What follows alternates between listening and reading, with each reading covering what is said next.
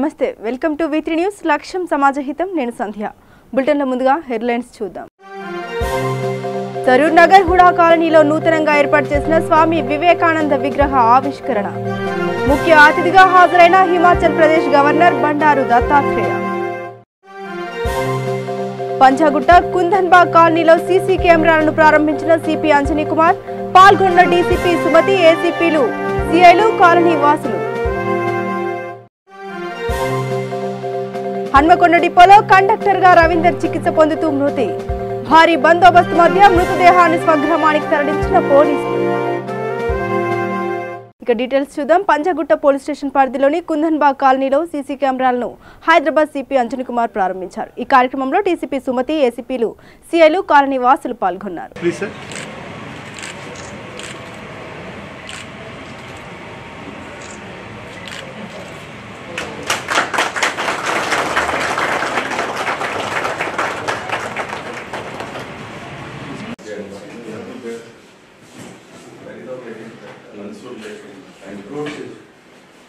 Is that lake bigger than our Hussain side? No, that is smaller. Smaller than Hussain side? These are the outside.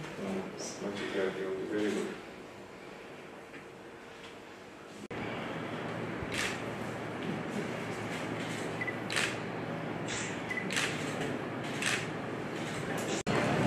Very good.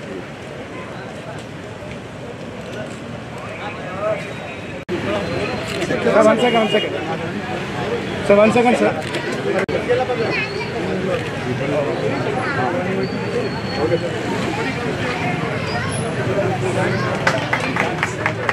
Okay, చాలా మంది ఉంటారు కదా అంతే sorry అన్న చాలా మంది ఉంటారు కదా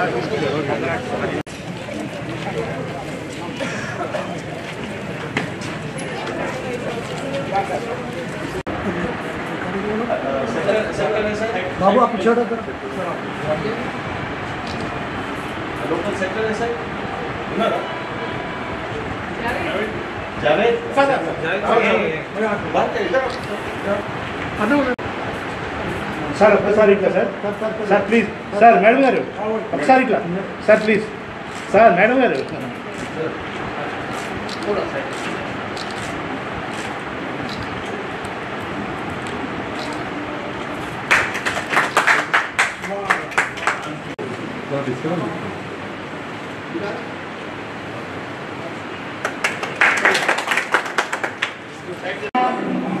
बहुत बहुत शुक्रिया जो इतना कीमती टाइम निकालकर मदीने के सुहाने को मेहरबानी आपकी बहुत बहुत शुक्रिया अदा करते जो कीमती वक्त निकालकर 4 बजे का वक्त दिए थे कि 7 को में पूछे में नमाज कितने बजे है मैं बोला 4:30 बजे 3 मिनट 5 बजे के बाद आऊंगा तो मैं नमाज में डिस्टर्ब में हूँ जब मैंने सिटी कमिश्नर हमारे तेलंगाना में जितने भी पुलिस डिपार्टमेंट है इतनी शानदार खिदमत करने वाले आऊंगी तो हिंदू नहीं मुसलमान है सिख नहीं कुछ नहीं बहुत ही अच्छे तरीके से जो खिदमत कर रहे हमारे सिटी की जो हिम्मत वाली हमारे आदि रात को भी जमाना रह लो लेडीज रह लो बहुत ही ग्रेट तरीके से सिटी में गली के अंदर भी जा सकते क्यों ये हमारे सिटी के जो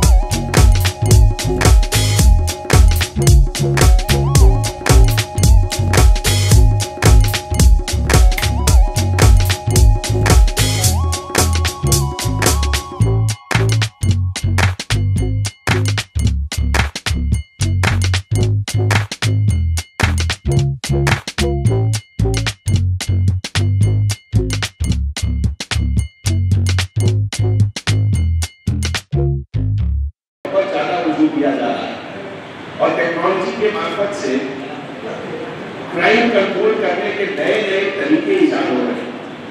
तो आपको ये जानकर खुशी होगी कि लगभग 18 से 20% क्राइम का गिरावट आया है, नीचे आया है। अब आज 4 जगह डीसीपी वेस्ट जोन की तरफ से जो इंतजाम हुए नए कैमरा लगाने का, उसमें हमारे नए एडिशनल डीसीपी साहब,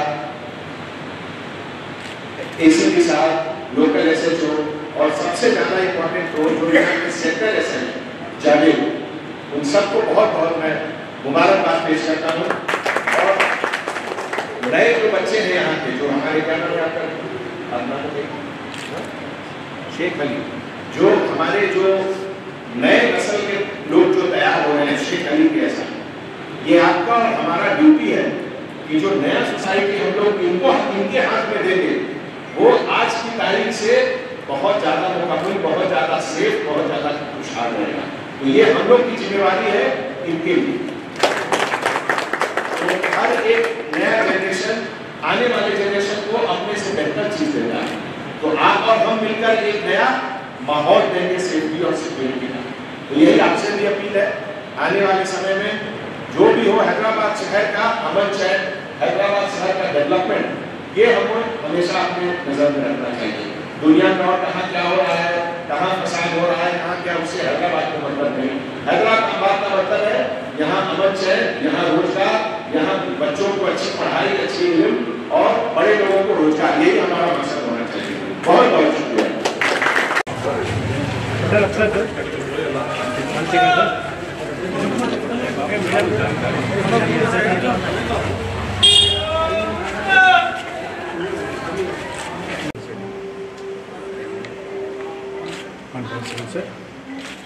मैडम मेरे कहाँ से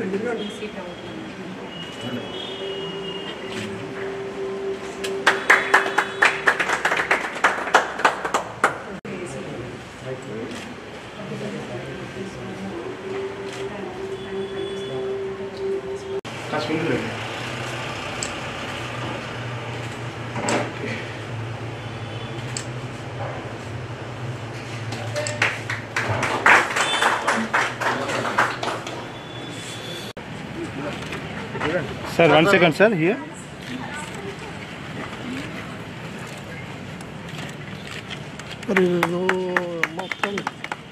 Of Chinmaya Institution, all my colleagues and citizens, Andarki Namaskaram. Ee evening 5 o'clock nunchi 4 programs jarigindi. ప్రతి ప్రోగ్రామ్ లో యావరేజ్ 30 to 40 కెమెరాస్ కి ఇనాగ్రేషన్ కూడా జరిగింది. మీ అందరికీ తెలుసు, కొత్త ఎస్టేట్ తెలంగాణ ఎస్టేట్ వచ్చిన తర్వాత మన గవర్నమెంట్ కి ఒక కమిట్మెంట్ ఉంది. Commitment of branding Telangana and Hyderabad city as the most safe city. ఈ సందర్భంలో అన్ని initiatives, whether it is modernization of police, mobility of police, communication of police, and most important, creation of atmosphere of citizen-friendly police. Any program continuous ga jarugutundi. Ippadvariki with public cooperation, mana city lo 3,25,000 cameras unnai. Idiki impact ante almost grave crime and non-grave crime both category lo 8% to 12% ki reduction ochindi last 3-4 years lo. Mona last week National Crime Record Bureau NCRB, idi Government of India ki oka institution undi under MHA. Ee National Crime Record Bureau statistics prakaram kuda, as far as safety and security of women is concerned, Hyderabad was rated as the safest city in the country. తర్వాత నేను మీ అందరికీ request చేస్తున్నాము, internet లో ఒకసారి చూడండి. New York based ఒక company ఉంది, Mercer, MERCER. ఇది ఒక పెద్ద కంపెనీ ఉంది. Every year that company conducts survey of 250 top cities in the world, అన్ని కేటగిరీస్ లో. health, hygiene, basic education, tourism, and if 35 columns unnai. In that also, we are happy to say that 4th year in a row, Hyderabad was rated as the best livable city in India. But that does not mean that we have to not improve. Idi oka continuous challenge undi, ever improvement. Every crime which is happening is a challenge to us. And it is our responsibility. Warangal rural జిల్లా ఆత్మకూరుకు చెందిన హన్మకొండ డిపోలో కండక్టర్గా పనిచేస్తున్న రవీందర్కు 3 రోజుల క్రితం గుండెపోటు రావడంతో ఆయన Hyderabad max cure ఆసుపత్రిలో చికిత్స పొందుతూ నిన్న తుదిశ్వాస విడిచారు. ఆయన మృతదేహాన్ని భారీ బందోబస్తు మధ్య తన సొంత ఊరైన ఆత్మకూరుకు తరలించడం జరిగిందని మృతుని బంధువులు ఆరోపిస్తున్నారు.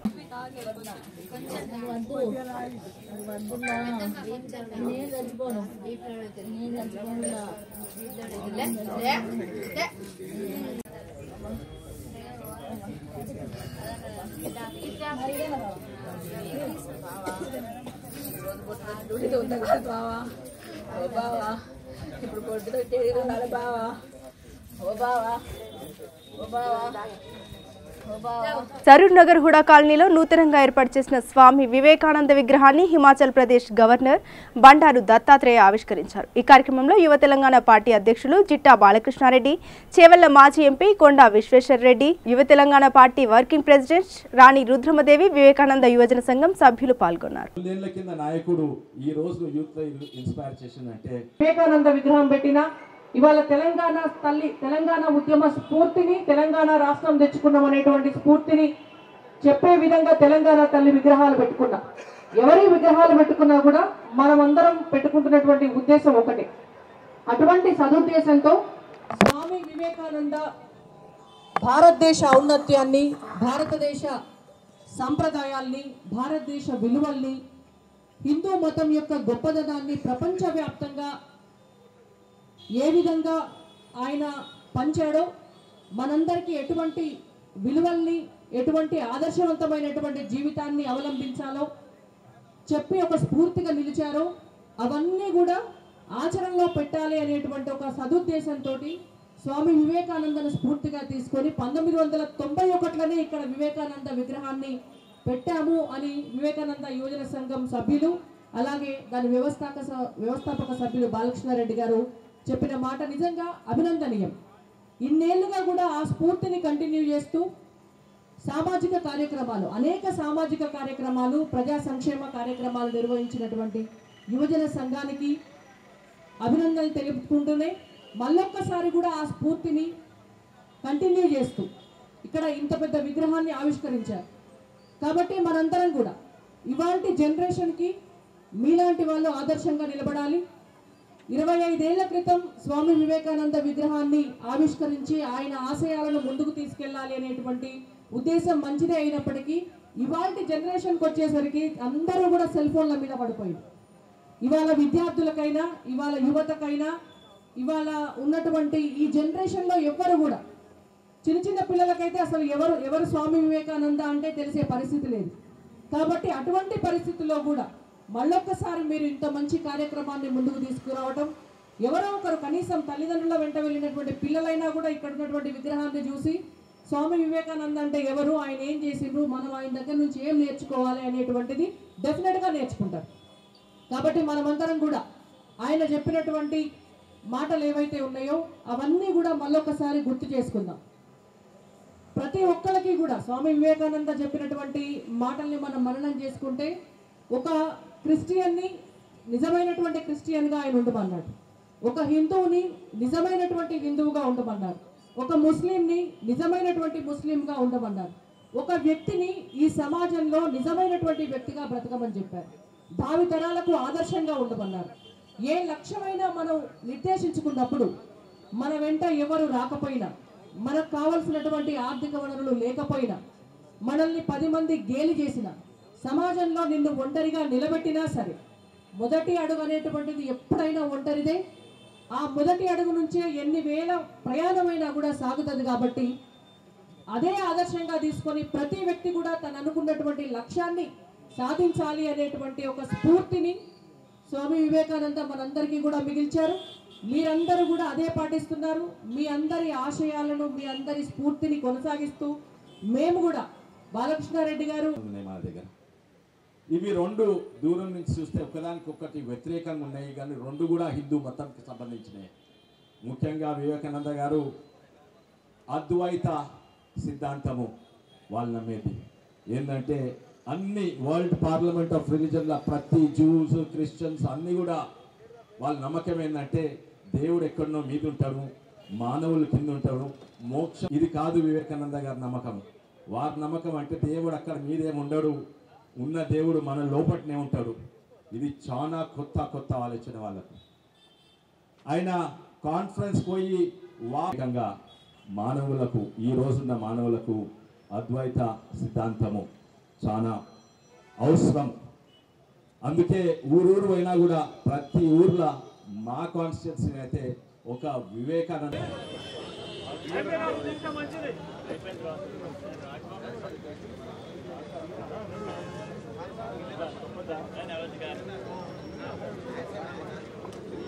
అన్నా మీకు ఇక్కడ చాలా మంది అభిమానులు ఉన్నారు పార్టీలకు అతీతంగా.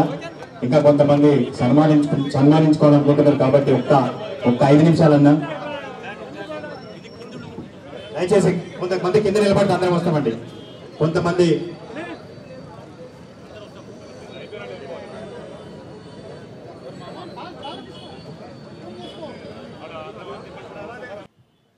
వివేకానంద సంఘం ఆధ్వర్యంలో ఈ యొక్క స్వామి వివేకానంద విగ్రహాన్ని మన ఈ కాలనీలో స్థాపించడం, అలాగే నిలువెత్తు విగ్రహాన్ని మనము ఈరోజున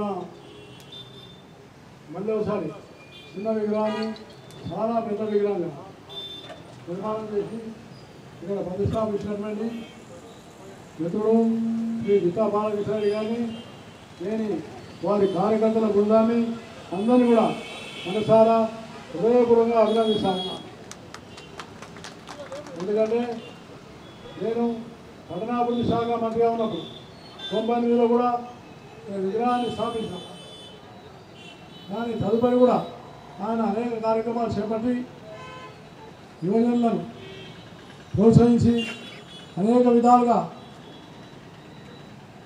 క్రీడా కార్యక్రమాలు కానీ సామాజిక కార్యక్రమాలు కానీ అనేక కార్యక్రమాలు నిర్వహిస్తున్నటువంటి ఒక మిత్రుడు జిట్టా బాలకృష్ణారెడ్డి మరియు మాజీ పార్లమెంట్ సభ్యుడు విశ్వేశ్వరరెడ్డి గారు, మన రుద్రమదేవి గారు, పెద్దలు దైవజ్ఞ శర్మ గారు, అలాగే బీజేపీ నాయకులు ప్రదీప్ కుమార్ గారు, అలాగే దీప భాస్కర్ రెడ్డి గారు, బాపురెడ్డి గారు, కళ్యాణ్ బాలరెడ్డి గారు, శ్రీమతి స్వరూప గారు మరియు కృష్ణమూర్తి గారు, మిగతా మన యొక్క ఈ కమిటీ యొక్క ఉన్నటువంటి ఒక రాజ్ కుమార్ గారు మరియు సత్యనారాయణ రెడ్డి గారు మరియు రామరెడ్డి గారు, మిగతా అనేక మంది పెద్దలారా సోదరులారా, ముందుగా నేను హిమాచల్ ప్రదేశ్ గవర్నర్గా ఈ కార్యక్రమాన్ని ఎవరమంటే హిమాచల్ ప్రదేశ్ ఒక దేవభూమి.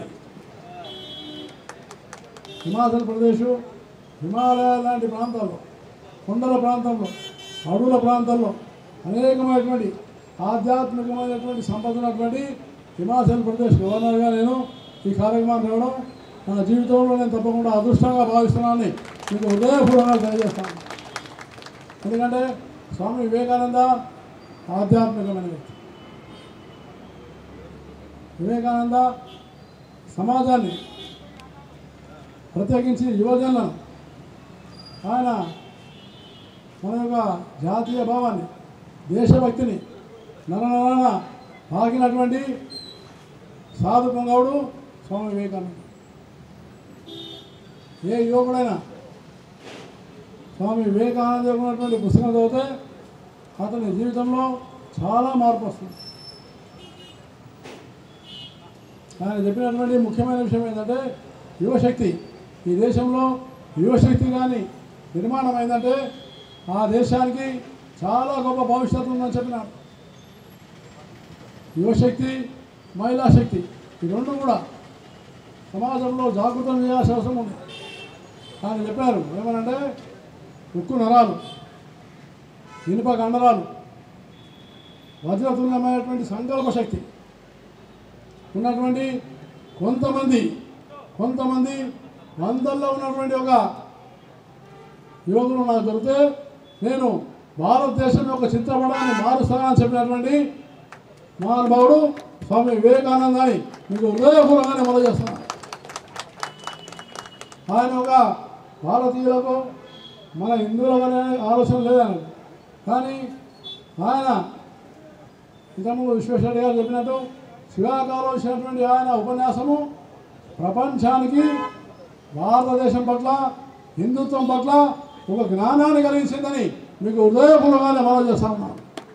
భారతదేశం అంటే ఇది చాలా కింద పడినటువంటి దేశమని, ఈ దేశానికి చరిత్ర లేదని వివేకానంద యువన సంఘాన్ని స్థాపింపజేసినాం. ఇక్కడి నుండి మరి వివేకానంద యువన సంఘం ఇచ్చిన స్ఫూర్తితోటే రంగారెడ్డి జిల్లా ఆ నుంచి రాష్ట్ర స్థాయిలో యువన సంఘాలను విస్తరింపజేసి వివేకానందుని భావాలను కూడా రాష్ట్ర వ్యాప్తంగా విస్తరించినట్టు చేసాం. తప్పకుండా భవిష్యత్తులో కూడా ఈ రోజున్న యువత అంతా కూడా మరి చెడుదోవ పట్టే పరిస్థితులు చాలా వరకు కనిపిస్తూ ఉన్నా. ప్రభుత్వం కూడా ఒక మంచి మార్గంలో పయనించే విధంగా వాళ్ళని సామాజిక సేవా స్ఫూర్తితో ముందుకు సాగే విధంగా ప్రోత్సహిస్తలేదు. ఇట్లాంటి పరిస్థితుల్లో తప్పకుండా మళ్ళొక్కసారి వివేకానంద యువన సంఘం ఎక్కడైతే మాకు బేస్ ఇచ్చిందో, ఎక్కడైతే మమ్మల్ని నిలబెట్టిందో, ఎక్కడైతే మా ద్వారా సామాజిక కార్యక్రమంలో పాల్గొనట్టు మమ్మల్ని ప్రోత్సహించినట్టు స్వామి వివేకానందుడు చేసిండో అదే స్ఫూర్తితో ఈ తెలంగాణ రాష్ట్రంలో కూడా మరొకసారి యువజన సంఘాలను చైతన్యవంతం చేసి సామాజిక కార్యక్రమంలో పాల్గొనేటట్టు చేస్తాం. వివేకానంద యువజన సంఘం ఈరోజు స్వామి వివేకానంద విగ్రహావిష్కరణోత్సవం జరగడం చాలా సంతోషంగా ఉంది. ఈ కార్యక్రమానికి రావడం నిజంగా కూడా ఆనందించాల్సినటువంటి విషయం. ఈ తరానికి, భవిష్యత్ తరాలకు కూడా స్వామి వివేకానంద వారు మనకు మిగిల్చి వెళ్ళినటువంటి ఆదర్శాలన్నింటినీ కూడా స్ఫూర్తిగా తీసుకొని యువతరం ఒక మంచి సామాజిక కార్యక్రమాలు కానీ ఈ దేశానికి, ఈ రాష్ట్రానికి, ప్రత్యేకించి కూడా తెలంగాణ రాష్ట్రానికి, ఈ రాష్ట్ర అభివృద్ధిలో తమ వంతు పాత్రను పోషించాల్సినటువంటి అవసరం ఉందనేది కానీ వివేకానంద స్ఫూర్తిని గుర్తుంచుకొని వారిని ఆదర్శంగా తీసుకొని ముందుకెళ్లాలనేటువంటిది మనందరం కూడా వారి నుంచి నేర్చుకోవాల్సినటువంటి అంశం. సమ్మెను కఠినంగా అణచివేయాలనే ఉద్దేశం మాకు లేదు. మీకు ఒక అవకాశం ఇస్తున్నాం. నవంబర్ 5 తేదీలోగా బేషరతుగా డ్యూటీలో చేరితే రక్షణ ఉంటుంది, అన్ని రకాలుగా భవిష్యత్తు ఉంటుంది. మేము చెడగొట్టుకుంటాం, అలాగే పోతామంటే ప్రభుత్వం కూడా చేయగలిగింది ఏమీ లేదు అని తెలంగాణ సీఎం కేసీఆర్ తేల్చి చెప్పారు.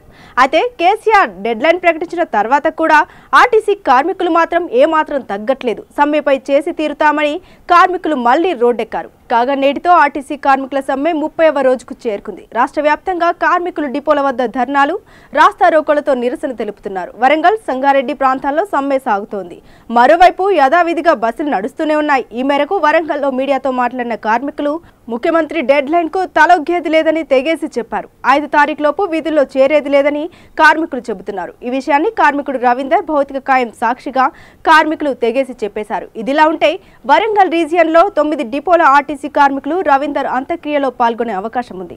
ఇప్పటికే పెద్ద ఎత్తున ఆర్టీసీ కార్మికులు రవీందర్ ఇంటికి చేరుకున్నారు. అయితే ఎలాంటి అవాంఛనీయ సంఘటనలు జరగకుండా చూసుకునేందుకు భారీగా పోలీసులు రంగంలోకి దిగారు. ఒక 5,100 బస్సులకు ప్రైవేట్ వాళ్లకు రూట్ పర్మిట్లు ఇవ్వాలని చెప్పి ఈరోజు కేబినెట్ ఏకగ్రీవంగా తీర్మానం చేసింది. ఆ విధంగా 5,100 రూట్లు బస్సులకు పర్మిట్లు ఇవ్వబడతాయి.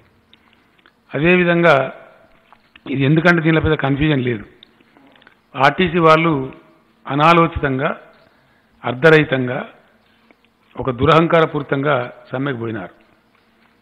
అంతులేని కోరికలు పెట్టి సమ్మెకు పోయినారు. ప్రభుత్వంలో మమ్మల్ని విలీనం చేయాలి అనే డిమాండ్ తీసుకొని పోయినారు. కేబినెట్లో దాన్ని చాలా కూలంకషంగా చర్చ చేసినాం.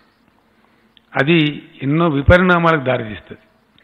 చాలా బాధ్యతారహితమైనటువంటి వ్యవహారం. కాబట్టి ఎట్టి పరిస్థితులలో ఆర్టీసీని ప్రభుత్వంలో విలీనం చేయకూడదు అని నిర్ద్వంద్వంగా ఈరోజు కేబినెట్ డెసిషన్ తీసుకున్నది. ఇది ఒక వ్యక్తి నిర్ణయం కాదు, ఇట్స్ కేబినెట్ డెసిషన్. ఆర్టీసీ ప్రభుత్వంలో విలీనం చేయడం అనే ప్రశ్న ఉత్పన్నం కాదు. ఎట్ ది సేమ్ టైం 5,100 బస్సులకు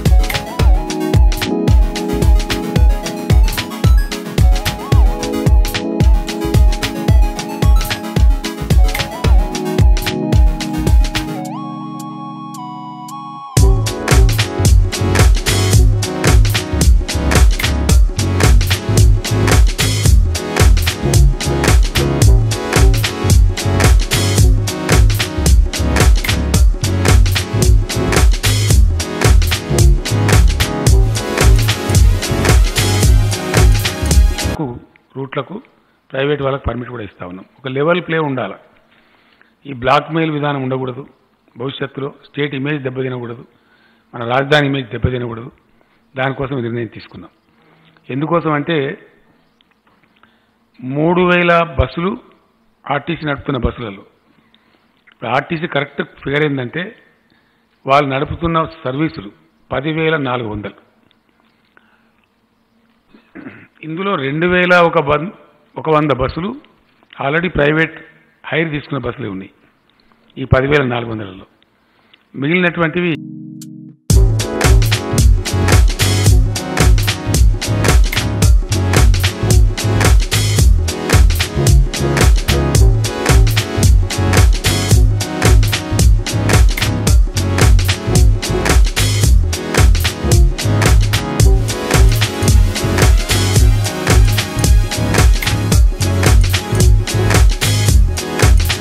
వార్తలు ముగించే ముందు మరోసారి హెడ్లైన్స్ చూద్దాం. సరూర్ నగర్ హుడా కాలనీలో నూతనంగా ఏర్పాటు చేసిన స్వామి వివేకానంద విగ్రహ ఆవిష్కరణ. ముఖ్య అతిథిగా హాజరైన హిమాచల్ ప్రదేశ్ గవర్నర్ బండారు దత్తాత్రేయ. పంజాగుట్ట కుందన్బాగ్ కాలనీలో సీసీ కెమెరాలను ప్రారంభించిన సిపి అంజనీ కుమార్. పాల్గొన్న డీసీపీ సుమతి, ఏసీపీలు, సిఐలు, కాలనీ వాసులు. హన్మకొండ డిపోలో కండక్టర్ గా రవీందర్ చికిత్స పొందుతూ మృతి. భారీ బందోబస్తు మధ్య మృతదేహాన్ని స్వగ్రామానికి తరలించిన పోలీసులు. ఇవి బులెటిన్ అప్డేట్స్. మరిన్ని అప్డేట్స్ కోసం చూస్తూనే ఉండండి V3 న్యూస్. లక్ష్యం సమాజహితం.